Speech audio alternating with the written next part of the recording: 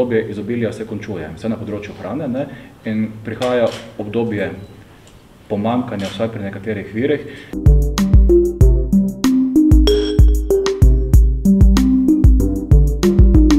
Ali si lahko sploh Slovenija privošči, da pri nekaterih najbolj nujnih dobrinah, surovinah, ima prenizko stopnjo samooskrbe? Slovenci se bomo seveda morali zavedati tega, da pri nas pridelamo kakovostno hrano, torej mi še vedno dobro jemo, pa bom rekla, napram ostalim sosedom poceni jemo dobro hrano.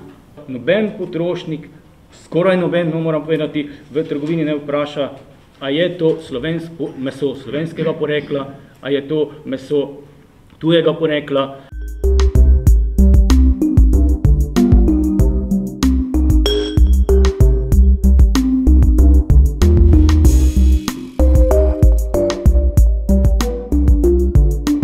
Slovenci smo načeloma, vsaj verbalno, ko nas anketirajo, zelo lojalni mesnim mlečnim izdelkom. In ta lojalnost, deklarativna, je 70%.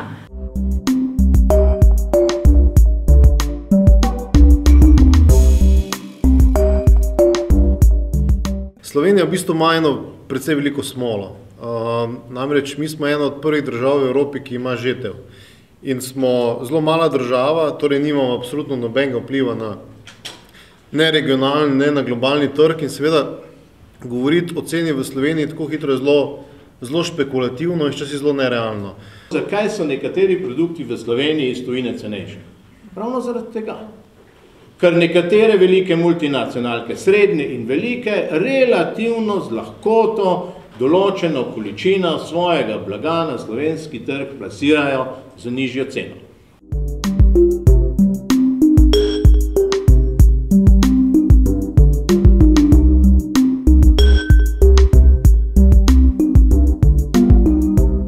Jaz nekako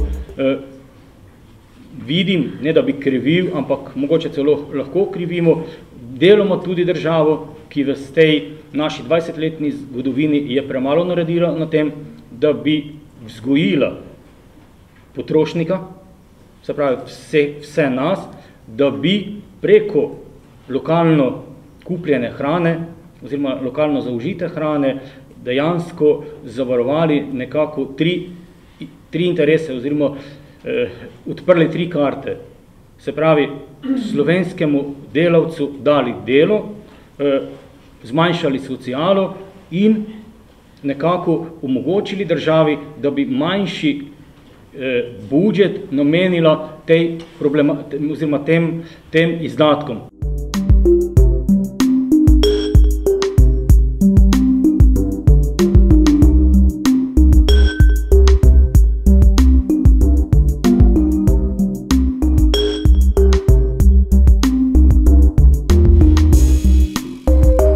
Mi smo zadnji v Evropi na količino kvadratnih metrov obdelovalne površine, ampak poglejte, drugi anahronizem, smo pa prvi po veličini ali pa po enoti kvadratnih metrov prodajne površine. To se pravi, podrli smo do kraja proporcij. In v tej zgodbi se zdaj dogodilo, vendarle dogodilo, in jaz to moram reči, v tej zgodbi se je dogodilo, da je navidezno, še enkrat rečem, slovenska hrana draga, zaradi tega, ker so slovenske marže trgovcev višje, kot so v tujini.